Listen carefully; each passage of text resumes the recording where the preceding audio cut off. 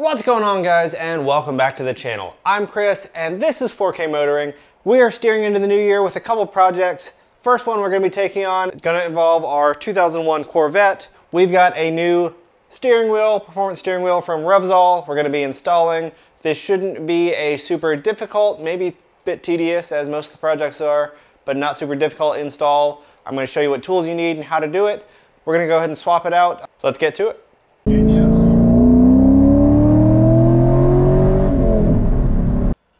Well, first things first, we are now in the car. The steering wheel itself, we've had a steering wheel cover on an Alcantara or kind of a fake suede. It's kind of got matted down as they do for a daily driver. It gets kind of dirty. I've liked it overall, but we put this on because the actual steering wheel was getting just a little bit worn. Let me take that off and I'll show you what the actual stock steering wheel looks like. So overall, the steering wheel itself is not in too bad a shape, but it is showing some signs of wear and getting a little bit old. One of the biggest things, obviously not a huge deal, but this rounded bottom here, especially with these sports seats, kind of limits your ability to get in and out, so I'm hoping the flat bottom works a little bit better with that. And of course, that red stitching and red stripe up top is going to match the red bodywork pretty well, and I think this will be a great look for this car. There's only a couple pretty simple steps involved in this project. First, because we are dealing with an airbag, we want to be extra cautious. We want to make sure we unplug that battery and leave it to discharge overnight if you can, but at least 30 minutes to an hour or so. Make sure we have no kind of residual charge in some of these capacitors and that this airbag isn't powered up.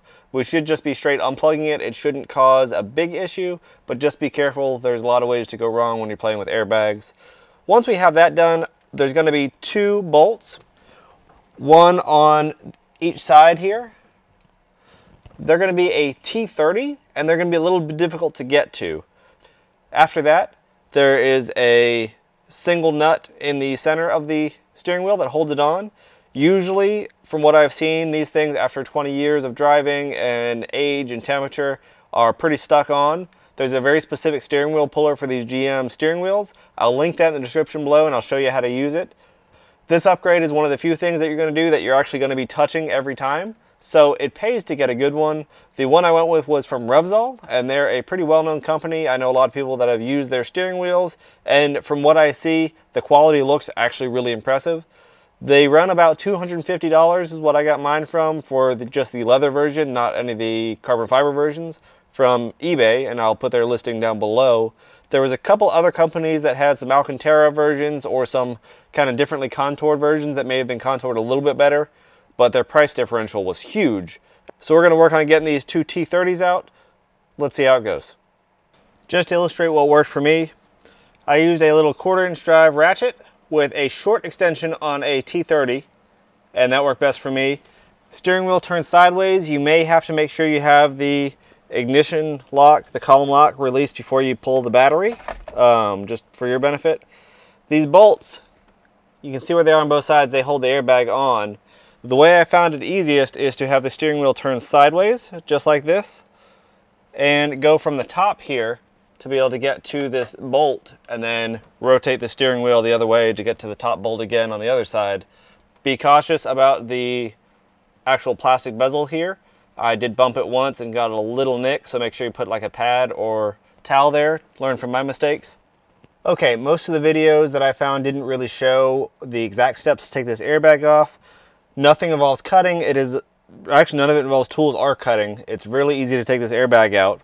This is the actual airbag module once you have it removed. So in the center of the airbag, there's this plug, this yellow plug.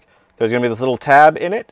You start by pulling the safety tab out. It just pulls straight out. There's a little room on both sides. You can grip it and just pull it out with your fingers. Once you have the safety tab removed, this whole plug pulls straight up from the center of this airbag and it releases it. So once you have both of those done, no tools, this will just pull right out of the airbag. Next thing you got is this black and red wire. This red wire connected right through there. This is just a push and turn connector. So all you do is apply a little bit of forward pressure and rotate it counterclockwise and it will release. There's no cutting involved, just comes right out, no tools. And our ground here, our negative, going to be stuck right there. That involves just pulling straight off. No tools are required to remove this airbag. Nothing needs cut. Should be a pretty easy install when we're ready to install it again. Well guys, I've really heard some horror stories, and I gotta tell you, everything so far has been pretty smooth and easy. Knock on wood, hopefully that's not terrible for the rest of this project, but so far, this has been a lot easier than I expected. This is the center nut for the steering wheel, what locks it on. You'll notice I did draw a little line on there with a Sharpie. That way it's on the main bolt as well. From what I've seen online, this is not necessarily relevant for steering wheel alignment. The way the spline is set up, there's only one way to align it, so that is set, not a big deal. But the bolt itself apparently is kind of hard to torque. People weren't getting accurate torque values with the way it spins, so they used the marks on here to make sure they line the bolt back up in the correct place. That way they know it's torqued down. So I did that. All I used was a short breaker bar, a little bit longer than my longest ratchet. With holding the steering wheel with one hand and twisting this with the other hand, it was no problem. It broke free, not a big deal. Nothing that I think you really need an impact gun or any super strength for. It was pretty easy. This is what we're gonna need to get the steering wheel off with those J-hooks there. I'll leave a link for this down in the description below. It's only about 20 bucks. You're absolutely gonna need this to get the steering wheel off. I'm gonna show you how to use it. Hopefully we'll get this thing to slide right off. We'll get the new one on and it'll go back together just as easy as it came off. So this is what the steering wheel puller is going to look like. We've got two of these J-hooks that are on each side. They go in and rotate either up or down to kind of hook into the steering wheel. For reference, we can see these two marks on the back of the new steering wheel where those J-hooks will go in through those kind of oval shapes and then they'll twist to land on these tabs. That's how the steering wheel is going to come off. We're going to be using a 5/8 socket. We're going to be tightening down the center bolt to hopefully slide this steering wheel out. We're going to make sure this doesn't really twist, and hopefully that doesn't take too many pulls before this thing will free itself and release. Womp womp womp. I knew this job was going too smoothly. We had our first problem. One of these J-hooks sheared off. You can see the tip of it right in there, right there. Just snapped right off. We're gonna have to figure out how to get that thing out of there and order a new set of steering wheel pullers. The casting I noticed on these things were a little bit rough and not quite even, so I don't know if it was a casting issue. I was starting to put torque on it, but I hadn't really got the wheel to move at all yet. So I thought, when I felt a little pop, I thought the steering wheel broke free. Look, the steering wheel wasn't free. The steering wheel puller was. That's because it was broken. Well guys, I learned something here. I was finally able to get the steering wheel off with my replacement steering wheel puller after the original one broke one of the legs, the right leg. And when I replaced the right leg with one of the new ones, I broke that one as well. What I figured out and what I'm going to pass on to you guys can make your own decisions here. When I was using a ratchet to try and put some torque on that bolt to basically to screw it in, so that way it presses the steering wheel off, the torque I guess I was placing on the actual steering wheel puller itself was enough that it probably broke that right leg, because it was the right leg that broke twice, and that's the side I was pulling on with my right hand. So I'm guessing it's something to do with the lateral torque that I was putting on that ended up causing it to break.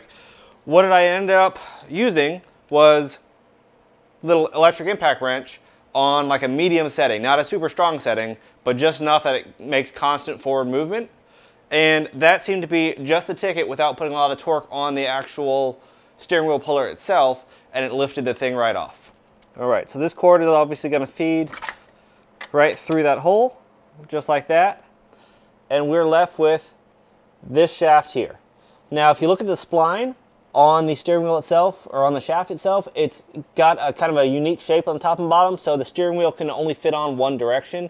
So if you're a little bit off with the steering wheel turn right or left, that's okay. It's only going to fit on the right way. And I'm not really seeing any corrosion at all in this thing, which is pretty fantastic. That's a good sign for this car. As you can tell, this is missing a screw or something. I want to figure that out while I have it all apart here. But this thing is looking pretty good. It is worth noting on the steering wheel, there's a couple things we're going to have to switch over. This plastic backer is definitely going to have to be switched. And then we also have our airbag mounting surfaces, which are these right here. They have to switch from one to the other. and these little stops right here. We're going to have to switch a couple of those over, which shouldn't be too difficult, and then we'll be ready to put the new wheel on. So in pulling all these little stoppers out, they just pull straight up. You can do it by hand. When they come out, they're going to look like this. They've got that long tab on the back. That's going to allow you to seat these in and pull them through basically when you get them reset onto this new one. Probably best to do these first. That way we have the backside not covered by this plastic thing. Make it a little bit easier. We'll go ahead and swap over our airbag mounts. These are going to be a 9/32 is what ends up working for those. And then we'll go ahead and take our plastic back panel off, which is just clipped here in the center on all sides. So the trick will be just making sure we get all those unclipped to be able to press that off. That should just snap onto this side. Well, we've got everything swapped over onto the new wheel, and we've got the new wheel on the spline, and we've got the bolt, I believe, torqued down. Again, it's kind of hard to get that torque setting in my experience with this wheel that's kind of twisting.